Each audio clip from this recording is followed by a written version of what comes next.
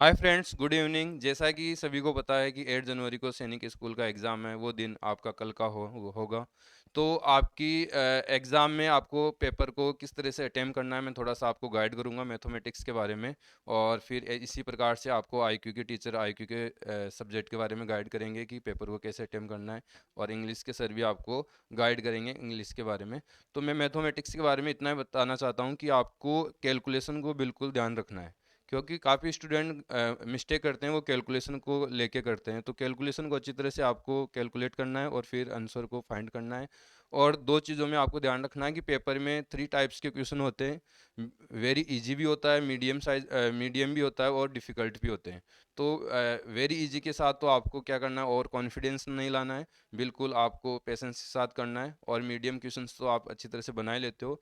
और question difficult में आपको पेशेंस को बनाए रखना है। और टाइम बैलेंस को बनाते हुए कंप्लीट करना है। कहीं ना कहीं आपको डिफ़िकल्ट क्वेश्चंस को लेके आप काफ़ी टाइम मत लगाना, जिसको ताकि इजी क्वेश्चंस पे आपके पेंडिंग रह जाए और आपका स्कोर कहीं ना कहीं डाउन गिर जाए। तो आपको प्रॉपर क्या करना है कि टाइम को बैलेंस बनाते हुए कंप्लीट करना है मैथ्स को, और कैलकुलेशन को ध्यान रखना है। और उससे ज़्यादा आपको डेसिमल जैसे यूनिट्स ऐसी चीज़ों का भी आपको ध्यान में रखना पड़ेगा वहाँ पे। तो काफ़ी यूनिट्स में मिस्टेक कर देता है, जैसे एरिया की यूनिट है, एरिया, वॉल्यूम, इनमें यूनिट का ध्यान रखना है। मीटर है तो मीटर स्क्वायर होगा एरिया की, जैसे कि सेंटीमीटर स्क्वायर नहीं करके आना है, वहाँ ऑप्शन में सेंटीमीटर स्क्वायर भी होगा। इसी प्रकार से डेसिमल का भी ध्यान रखना है, किस पैलेस पे डेसिमल आएगा। इस प्रकार से कुछ टॉपिक है, उनमें अच्छी तरह से आपको ध्यान में रखना होगा और आंसर को सही तरीके से आपको राइट करना है। और बिल्कुल उसमें आपको मैथ को प्रॉपरली आपको देखना है और प्रॉपरली उसको करना है। तो बरमोस डिफेंस एकेडमी की तरफ से आपको बहुत ही बेस्ट ऑफ लक। आपका पेपर बहुत ही अच्छा होगा। आप बिल्कुल फ्री माइंड करके आइए। ए- अब नेक्स्ट हमारे सर है जो आईक्यू के आपको गाइड करेंगे अपने सब्जेक्ट के बारे में। तो चलिए। हेलो बच्चों, कैसे हैं आप लोग? आई होप बहुत अच्छे होंगे और प्रिपरेशन आपकी बहुत अच्छे से हो गई होगी। ठीक है, तो कल 8 तारीख है, जैसा कि आपको मालूम है। और वो घड़ी आ चुकी है जहाँ पे आपको अपनी बेहतरीन परफॉर्मेंस करनी है। ओके। तो कल आज जैसे कि मैंने आपको यूट्यूब पे रीजनिंग पढ़ाया है। ठीक है, जो क्वेश्चंस मैंने आपको करवाए उसी टाइप के क्वेश्चंस आपको वहाँ कल देखने को भी मिलेंगे। ठीक है, तो कुछ लास्ट टिप्स मैं आपको दूंगा जो एग्जाम से पहले बहुत ज़्यादा इंपॉर्टेंट है और कहीं ना कहीं आपको स्कोर करने में काफ़ी ज़्यादा हेल्प करेगा।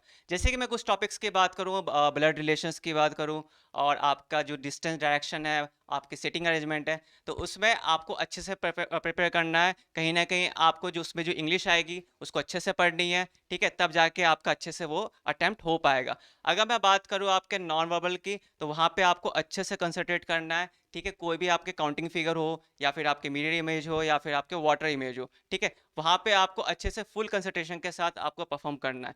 कोडिंग डिकोडिंग की मैं बात करूं तो कहीं ना कहीं आपको वहाँ पे सीक्वेंस बनानी पड़ेंगी। ठीक है, चाहे वो नंबर सीरीज की हो, चाहे वो अल्फ़ाबेट सीरीज की हो। जैसे कि मैंने आपको बताया था कि अल्फ़ाबेट सीरीज में आपको प्लेस वैल्यूज बहुत इंपॉर्टेंट है, वो याद करना ही पड़ेगा।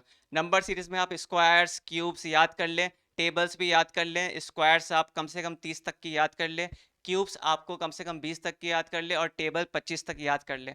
ये सारी जो टिप्स हैं आपको कहीं ना कहीं कल बहुत ज़्यादा हेल्प करेगी स्कोर को एनहांस करने में। ठीक है, तो आज के लिए मैं इतना ही टिप्स बोलूँगा आपको। फिर आपको ये लास्ट में बोलना चाहूँगा कि ब्रह्मोस डिफेंस एकेडमी की तरफ से आपको बेस्ट ऑफ विशेस। ठीक है, तो अब आपके सामने इंग्लिश वाले सर आपको कुछ इंग्लिश के टिप्स देंगे, जिससे कि आपकी परफॉर्मेंस बहुत अच्छे से हो पाए। ठीक है, तो ध्यान से सुनिएगा। Very good evening to all of you. As everybody is aware that tomorrow we have the forthcoming exam for the Sainik School. So we have been preparing for quite a long time, and it is the time to prove your worth.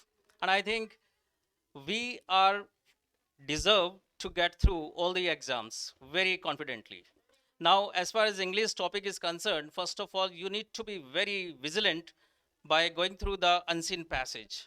You need to be very careful while solving the questions based on the unseen passage. Secondly, the tense, you need to be very careful while going through the structures as well as the questions itself. Because if you are careless about going through the questions as well as the options, one thing you can do that you need to pick the options and you can eliminate the options, and it will be done only when you know certain rules and the structures of the tenses as well as the voice. Now, as far as jumble sentences are concerned, you need to pay attention on the subject, verb, and object, and you need to arrange in a very sensible manner.